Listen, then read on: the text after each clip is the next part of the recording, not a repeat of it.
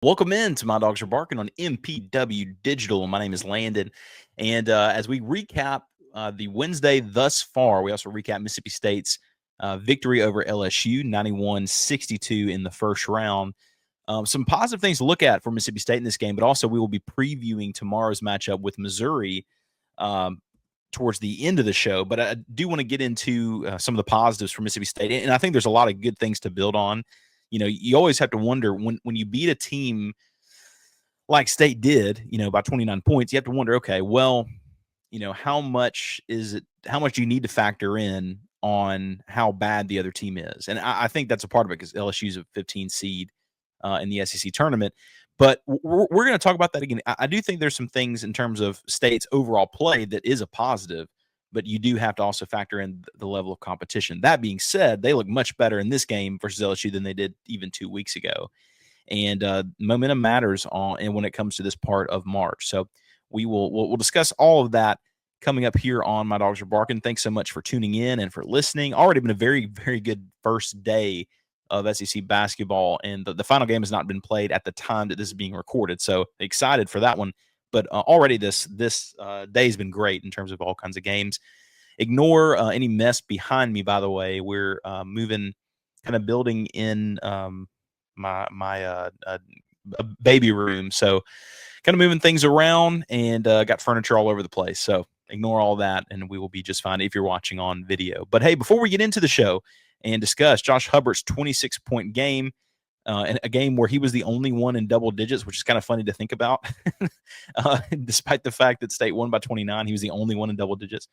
We will discuss all of that and more here on the show. But before we do that, I want to let you know that My Dogs Are Barking is brought to you in part by Arpa's Coffee Bar in Starkville. Arpa's is located in the heart of the Cotton District, and it's such a great place to catch up with someone over coffee.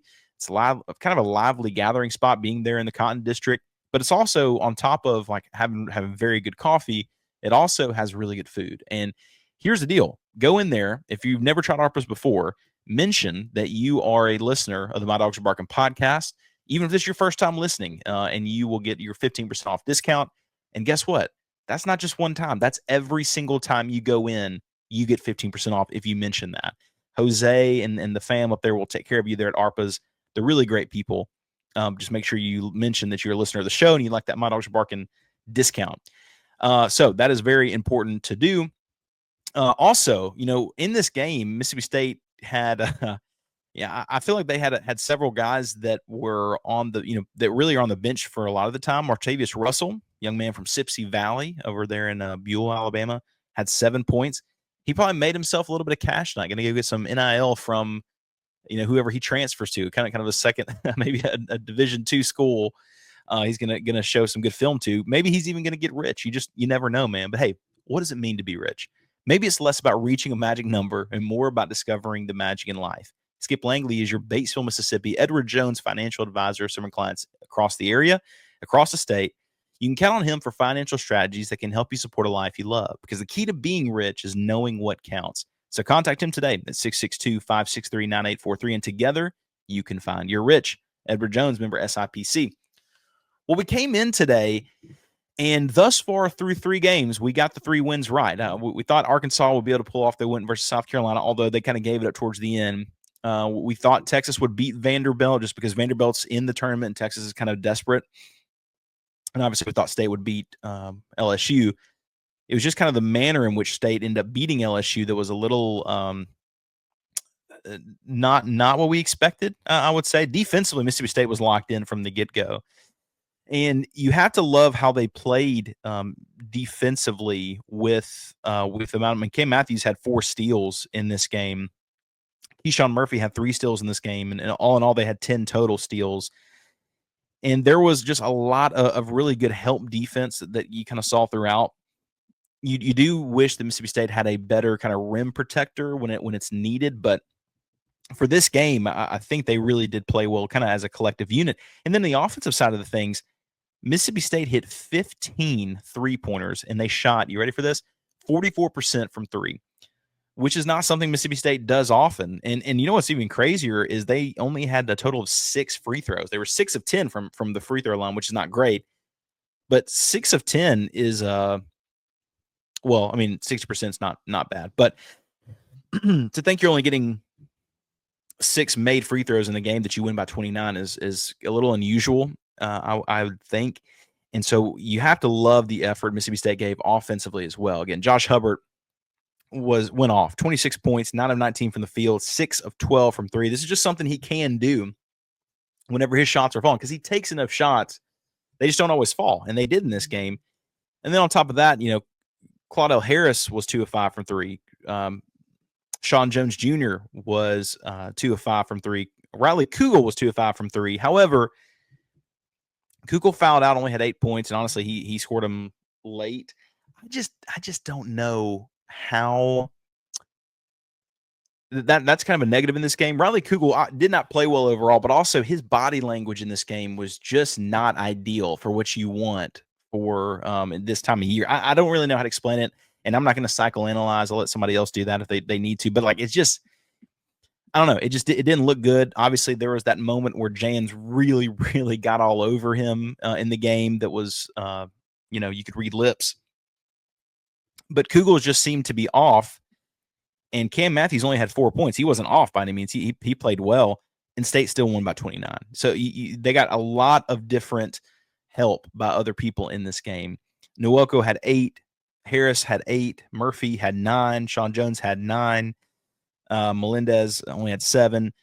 And then you got some bench points. They had 38 points from the bench. And they also had 36 points in the paint in this game, and led for 36 minutes total. So, I mean, they led for most of the game outside of the first few minutes. But really, you got to love Mississippi State's effort in this game and how they played. They just shot the ball really well. I mean, for LSU, Jordan Sears played well. He had 20 points. Cam Carter was not as efficient from three. He had 13 points, 2 of 7 from three. And Rob Miller III had 14 points. And it just a tough night for LSU. LSU just, they're just not a very good team. And so Matt McMahon gets another season.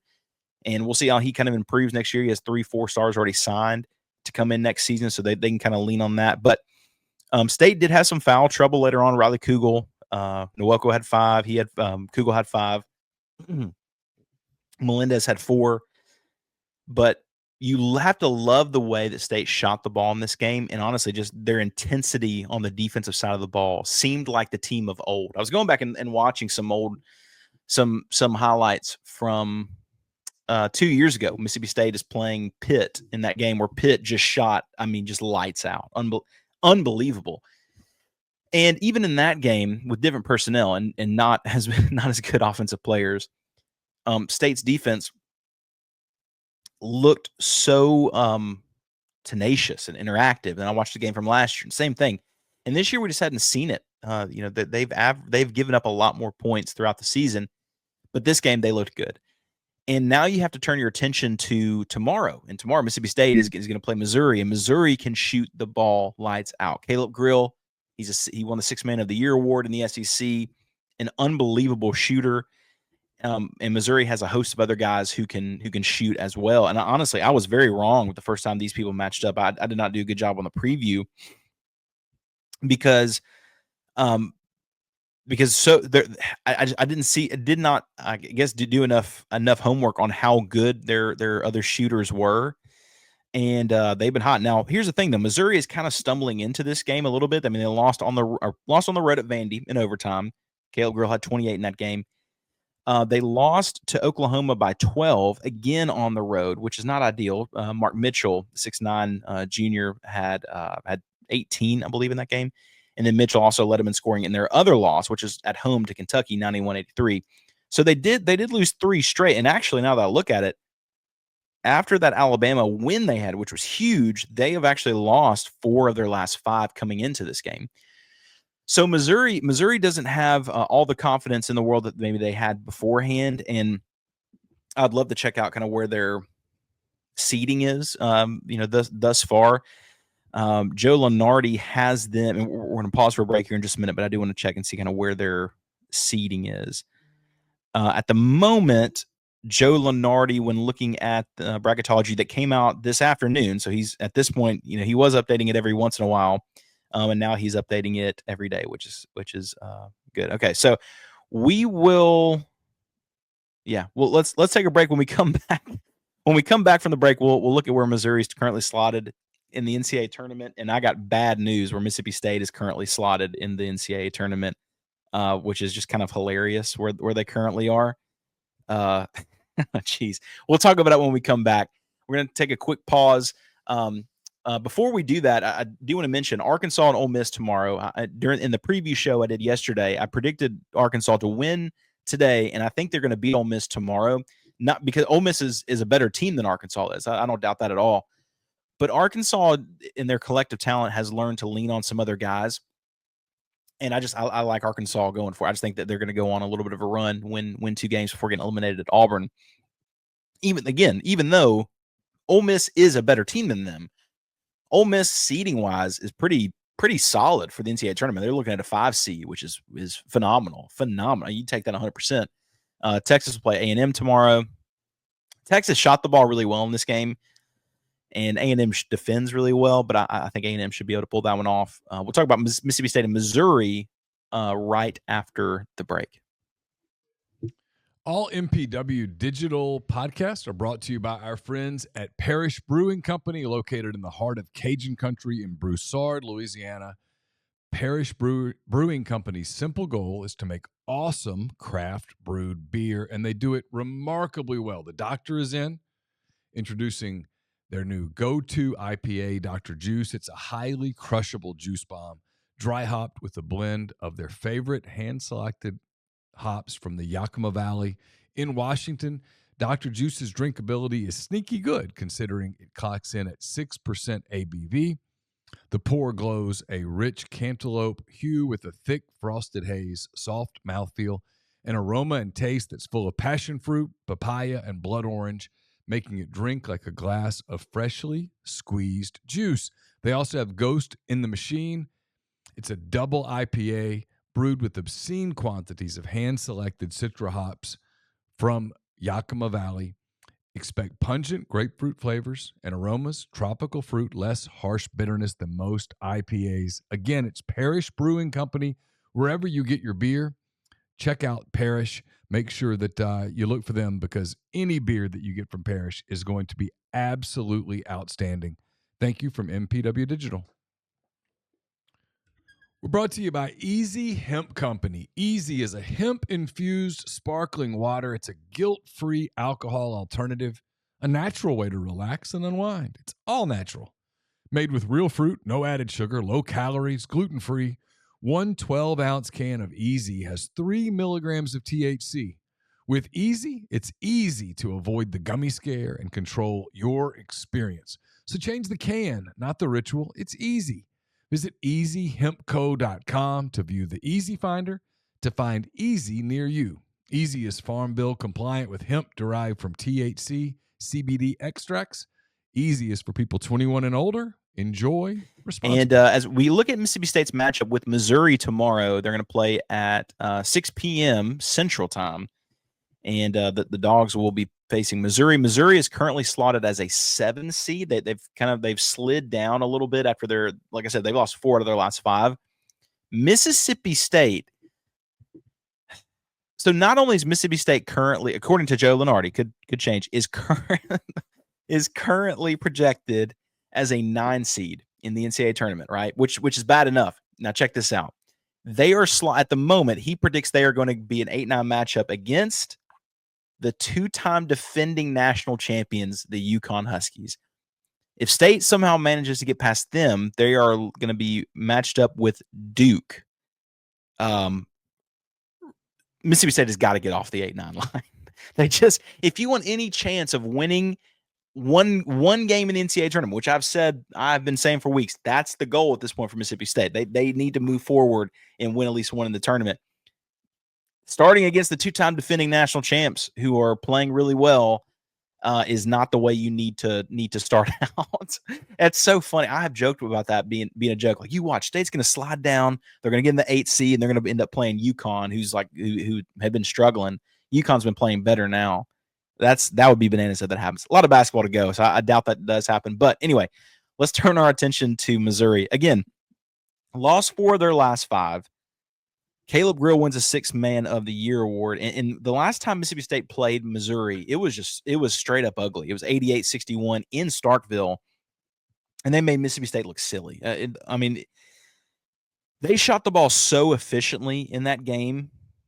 It's pretty ridiculous. That they were 47% from three, and they were phenomenal. Caleb Grill hit 6 threes in that game, and Mississippi State was ice cold. I mean, they were 30% from three, 36% from the field, and it was just a bad game overall. So, have things changed? Yes. Like State has obviously that they win this game, and Missouri doesn't seem like they're doing as well. I just don't see a scenario. I mean, unless State plays with the same amount of confidence they do today. But I guess that what I'm trying to say is that this team in Missouri is a team that's going to bite back.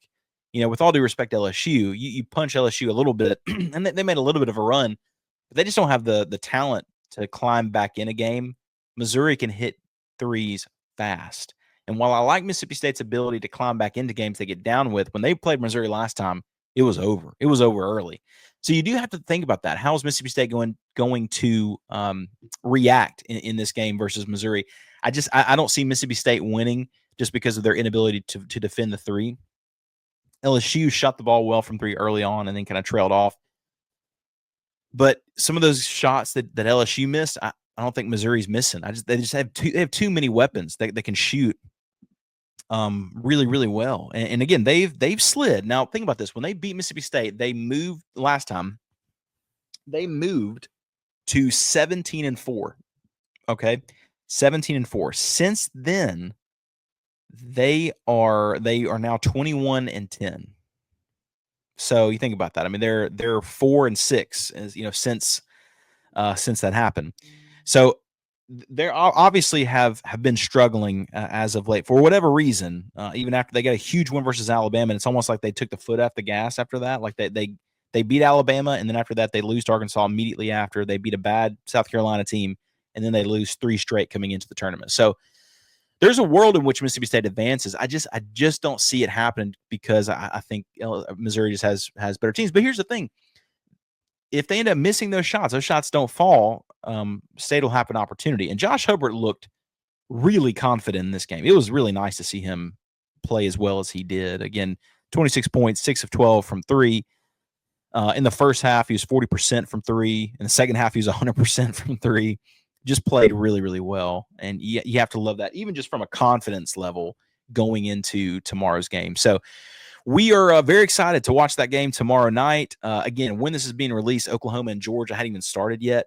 And so we'll see where that goes. But I think in the results for tomorrow's game, I think Arkansas beats Ole Miss. I think A&M will beat Texas, even though I'm down on A&M. And I don't think the Bulldogs are going to be able to get the job done versus Missouri. I think Oklahoma is going to win the game that's about to be played. But obviously, by the time this comes out, I could be very, very wrong. And I think Kentucky would end up winning tomorrow night. So either way, tomorrow night we will have an episode recapping the game versus Missouri, and we'll either be previewing a matchup with terribly very scary Florida team, or we'll be talking about where Mississippi State might be placed seeding-wise. So we will get out of here, but thank you guys, as always, so much for watching. Thank you for listening. Make sure you subscribe to MPW Digital. Follow us on Twitter. It's just at MyDawgsPod. And we will see you guys tomorrow. Hey, happy March, man. I know life can be tough. Life can be difficult. But, and it sounds like I have an ad to read right here. I don't. Life can be tough. It can be difficult. But March is a great time, man. Enjoy this basketball. Don't get too caught up in your team. Don't be too emotionally invested in your team that your family doesn't like being around you. That's no good. And just enjoy the time. And then you can, if there's a heartbreaking loss, that's a part of it. And then you can let your anger out in private away from your family. How about that? Thank you guys so much for listening to the My Dogs Are Barking podcast. I'm Landon, and we'll holler at you next time.